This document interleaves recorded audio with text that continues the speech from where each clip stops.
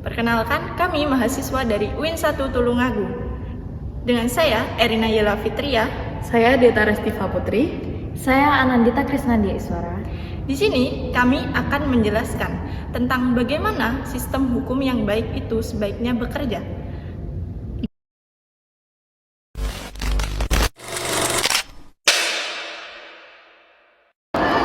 Hai teman-teman, pernah nggak sih kalian ngerasa nggak adil?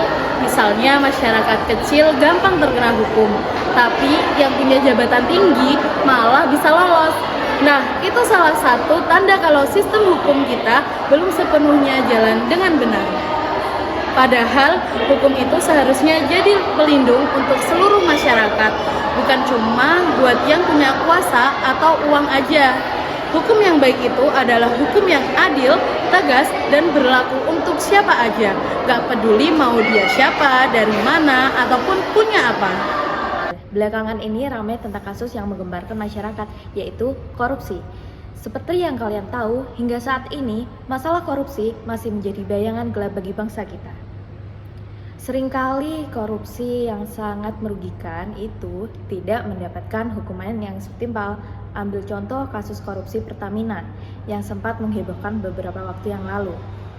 Dana yang seharusnya bisa digunakan untuk kesejahteraan rakyat malah lenyap begitu saja, merugikan kita semua dan negara. Ini bukan hanya soal angka, ini tentang hilangnya kepercayaan dan terhambatnya pembangunan. Bayangin kalau kita punya sistem hukum yang kuat dan adil. Masyarakat bakal mikir 2 kali sebelum nyogok, nyuri uang negara, atau nyakitin orang lain.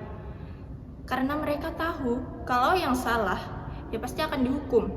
Dan mereka akan tahu gak ada yang bisa main-main dengan hukum. Selain itu, hukum yang baik juga kita semua merasa aman. Kita tahu kita akan dilindungi. Kita bisa kerja, usaha, dan hidup tanpa harus dirugikan atau ditindas. Negara juga lebih dipercaya, bukan cuma oleh rakyatnya, tapi juga oleh dunia. Jadi, mulai sekarang, ayo kita sadar bahwa kita penting untuk punya sistem hukum yang benar-benar adil. Buat kita, buat anak cucu kita, Buat Indonesia agar lebih maju lagi.